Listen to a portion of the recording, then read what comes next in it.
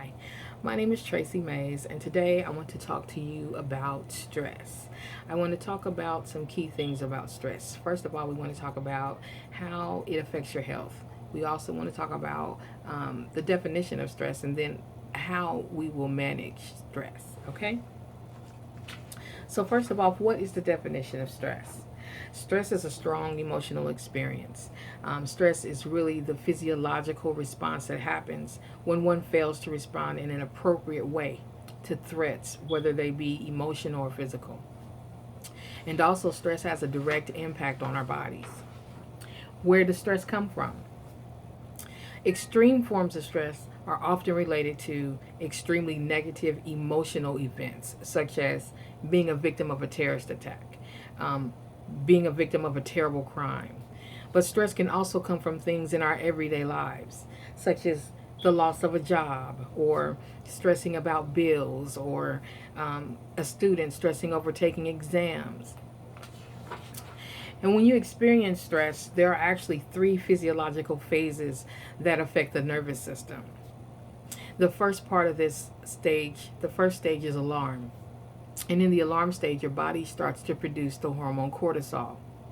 And then after this stage, you go into the resistance stage.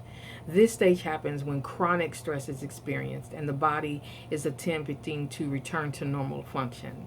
The body's glucose levels are increased so that it gives the body the needed energy. And then also the blood pressure also elevates. Now, after the resistance phase, you go into the exhaustion phase. And this is a pretty serious phase. You know, your energy and your immunity are depleted in this phase. Blood sugar is low, and this decreases the body's ability to manage the stress. The body becomes exhausted mentally and physically. And then the internal organs also begin to shut down. This includes the heart. The body can then experience illness and even including death. Now, my personal experience with managing stress, I'll give you an example from my work life. Um, but I must say that it's important to manage stress because it can lead to serious health issues. Chronic stress is one of the major contributors of heart disease. High cortisol levels lead to plaque building up in your arteries, which eventually can cause heart failure. So it's important to manage stress before it reaches this level. Now, in my line of work, I am a compliance manager for a pharmaceutical company. Now, you might think that rather than me having stress, that I would probably cause stress in the work lives of others, and that may be true. But there are some stressors in my line of work for me. For instance, I have to travel 65% of the time throughout the year to perform my work. And when my work is very hectic, you know, my schedule is very hectic, I have to I often will get behind on some tasks like report writing. Now, I will readily admit that I've not always handled stress appropriately. I have a tendency to put off report writing, knowing full well that I'm already behind schedule. But I'll say to myself, you know, I'll just put it off. I'll do it tomorrow. I'll do it tomorrow. I'll do it tomorrow. But tomorrow never comes. However, I still worry every day about being behind. I still worry every day because that report is not in. So lately, I've begun to reduce my stress level by figuring out a way to stay on time with my reports.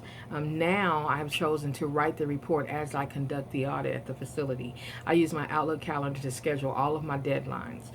This helps me stay on time. This helps me stay on task so that I don't worry constantly about having to submit something. Also, I had to learn to have self efficacy, you know, to know that I had the ability to control my tendency to procrastinate.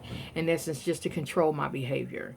I had to reach inside myself and find hardiness, to exercise discipline so that I can meet my deadlines.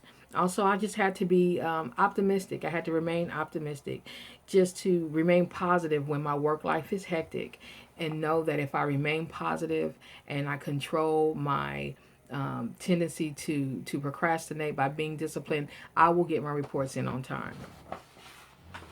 Now that I have shared with you my experience with stress and how I am learning to manage it, I want to talk about some other typical ways of managing stress.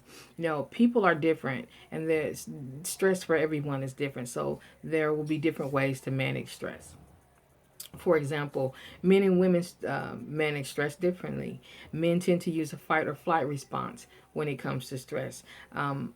Women will use a tend to befriend response when it comes to stress. So, what is fight or flight, you might ask? It's simply responding with a negative emotion to what is a perceived threat.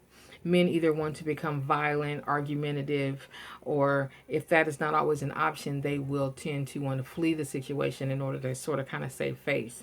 Neither of these are appropriate options to manage stress. This response, in fact, will increase the arousal levels in HPA and the cortisol, which can ultimately, again, as I've stated before, lead to heart disease. What is tend and befriend? Women have a behavioral reaction to stress that provides protection from threats through the release of oxytocin, a hormone that promotes self affiliation. For example, if a woman is unable to find child care, she'll become stressed because she can't take her child to work with her. So her solution will be to reach out and use her social resources to find a solution to her child care problem. This is a more effective way to handle stress. Now, last but not least, I want to talk about just some strategies for being able to manage stress. And one of the key things you want to remember is that you don't want to ignore stress or suppress stress. You want to talk about it with others to get ideas about how to manage it. You'll find often that your experience with stress is not unique, and often others that have been in your shoes are able to help you come up with some ways to manage your current situation. But if you're not comfortable talking to others, you can always write it down, journal, get it out of you, because it'll provide a calming effect for you, and maybe clear your mind so that you're able to come up with ideas on how to manage your stress.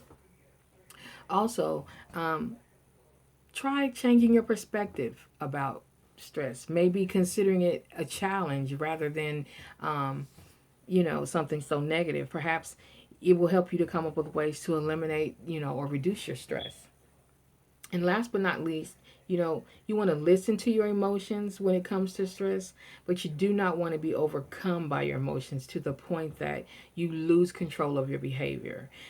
Learning to control your behavior when your emotions are high will help you to produce a better outcome in the end. Thank you for listening.